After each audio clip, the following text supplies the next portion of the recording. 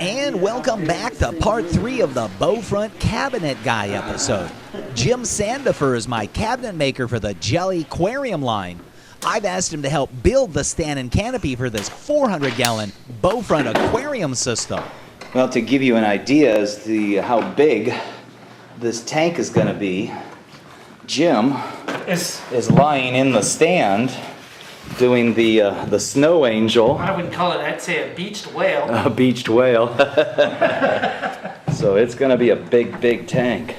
In the previous part, we were in the process of replacing the electrical outlets. And so what we're going to do right now, we're just going to cap these off, just in case someone decides that they think they need to turn the circuit on. That way no one gets hurt. Technically, code requires us to use what's called lockout tagout when you're working on the circuit. But being something that's so small as this is, 120, even though 120 can kill you, it's just a good idea to take some little extra protection. Someone who doesn't know what they're doing, get in here and touch something, and teach them a lesson, you know, like Jim. You don't want him messing with any of this stuff. So all we're doing is we're capping off our hot side, and we're capping off our neutral, which we really don't need to do, but just a good idea. And the ground doesn't have to be capped off because the ground is actually what it sounds like, tied to the ground. So I'm just going to shove all that back in there for now. We'll get it back later.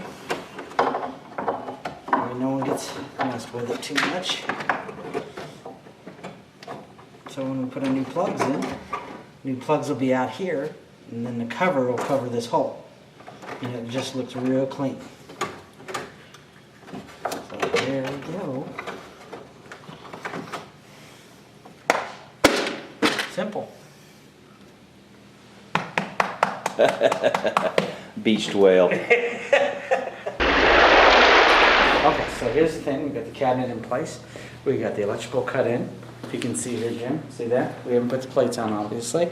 And then when we cut on the baseboard, why don't you go ahead and show them what we did. You can see how tight it is, but if you look at the top, it's pulled away from the wall. So there's a few ways to solve that problem. The floor is actually leaning in this direction. Now we could shim up the cabinet, but what'll happen is that'll push it against the wall. But then that leaves us a gap around the front of the cabinet, and that's not something I would recommend, especially with this kind of weight. So what we're going to do is we got a deck that goes on top of this. That we will level with shims and disperse the weight that way. We will leave this a little pulled away from the wall. We will screw it to the wall, but that way the tank is still level. As everybody knows, water is absolutely level. So we got to make sure that this thing is perfect. Also, it's probably about 1 o'clock, and I haven't had a lunch break yet. And there are labor laws. You know, you're not allowed to work consecutively, I believe, no more than 4 hours. And it's been over 4 hours, and Jim still hasn't fed me. So I just want that to be noted. Anyways, we'll show you. We're going to put the deck on, and then you can take a look and see where we're at from there. And much to the frustration of the Bowfront Cabinet Guy, I learned a long time ago, you can't make money if you're not working. And eating lunch means you're not working. So let's keep working and bring that aquarium stand platform he keeps referring to in and get it mounted on top of the stand. Now check this out. One of the homeowners' requests was a metallic laminate that is inlaid into the bent midband on the front of the stand. See what we got. Okay, let's give those people something to look at. This is really a neat detail on this. If you peel back some of this stuff, you can see it. Come on.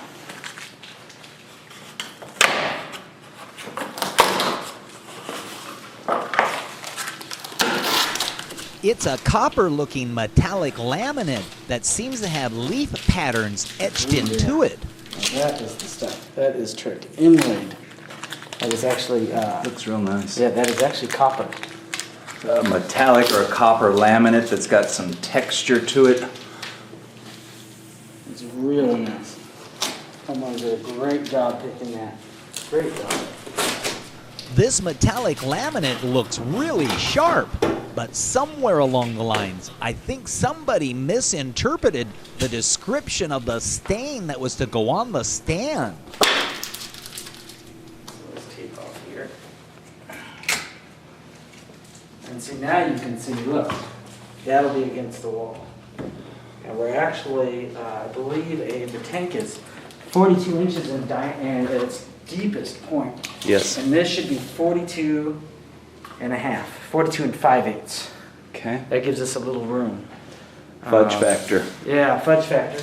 Also, we're a little wider. We're at, I think we're at 8 foot. You want to hold that there, Jim? Might as well do something besides operate that camera. Go up a little bit. There you go. So I'm straight across. Okay. I'm exactly 8 foot and 1/4. So that gives us an 1/8 inch on each side. So it should be just right. And then what we do is we level this deck perfectly with shims underneath, and then we screw to those maple supports.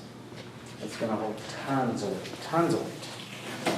I've seen some really lousy stands, and people tend to spend all this money on their reef tanks, but then they put it on a lousy stand. They just don't get it. And then they have trouble. So it's like saying, you know what, I'm going to build $1 million home and I'm going to build it on a sand foundation. Yeah. You know? Get what you pay for. That's for sure.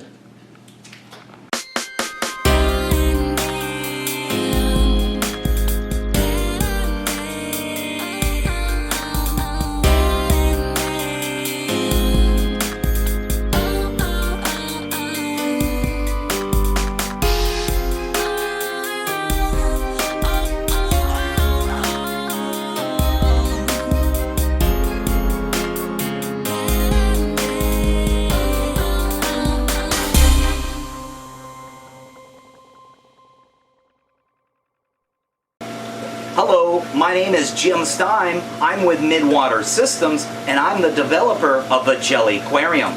The Jelly Aquarium is a tank designed specifically for the keeping of jellyfish. I offer 5 different sizes of tanks designed to be built into a wall or a freestanding cabinet. I also offer the inexpensive Mini Jelly Aquarium, which has its filter system built into its backside. Additionally, I offer tank-raised moon jellyfish, as well as a line of tanks designed for producing your own jellyfish. For more information on this fascinating world of keeping jellyfish, visit jellyaquarium.com.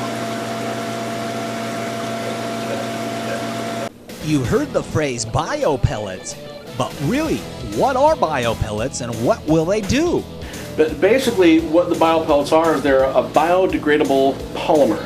The pellets, you put them in a reactor and they tumble in the reactor, and the bacteria grow on the surface of the biopellet and they consume the biopellet, and as part of their metabolic process they also consume nitrate and phosphate right out of the water.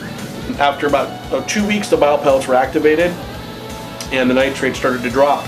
And you can see when you open them on the top, there's your little instruction sheet, and that's what the pellets look like, oops, when they're dry. Biopellets and biopellet reactors are available through Reef Dynamics. Call 707-733-3411 or reefdynamics.com for more information. Anyhow, where's our tank? The tank is being delivered this afternoon sometime, directly from the manufacturer to the customer's home. I haven't eaten yet. Oh, God. We're just now finishing up putting the doors on the face of the cabinet. Which one? Where did this door go? Oh, over there. See, I know which door this is. And then wait, I got the little soft closers for these, so it doesn't scare the fish. We'll put those on. Okay. Gotta adjust them a little bit. Put the soft closes on. I don't know if a lot of people know what the soft close is, but it's a little added thing that, you know, it's like, what's that movie with the clownfish? What's the name Nemo? of it? Nemo. And the little girl shaking it and the kids tapping on the tank. Believe it or not, that really does scare the jibba jabbas out of them. And so what I've done is I come up with a soft close, and I'll get one and show you. And what it does, it just stops the door, closes it gently. That way it doesn't startle the fish. The less stress the fish are, the happier they are. That's right. All right, we got this thing in place, and we got our vents in. We haven't screwed down our top yet, and the tank is not mounted to the wall yet because we don't have the stand is not mounted to the wall, so we have the tank.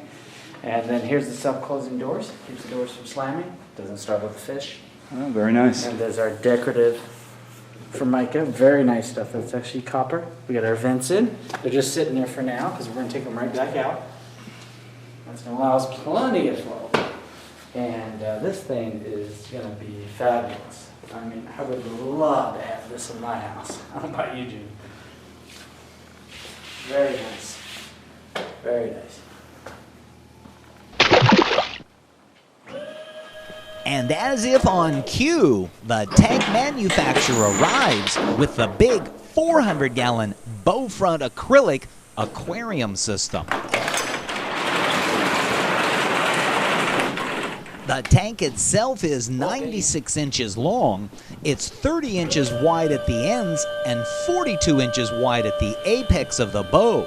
The tank itself is also 30 inches tall, so it's a huge tank by itself, and it's made out of acrylic.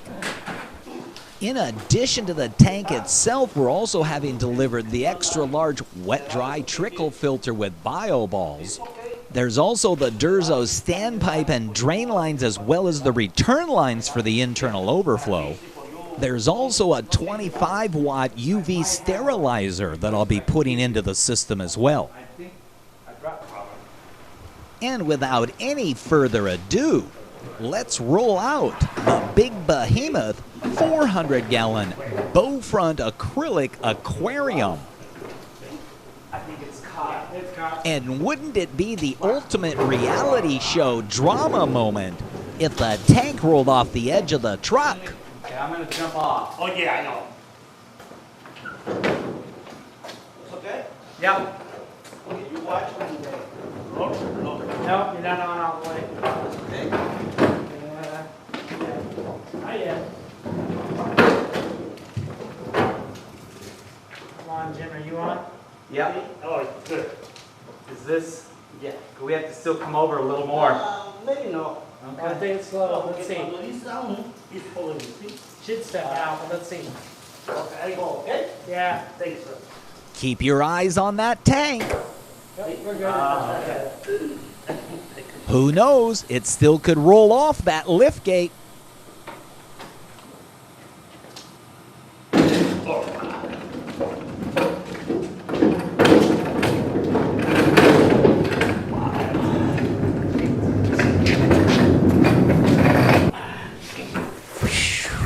Boy, that was a close one. Step number 1 in the delivery of the tank has gone okay.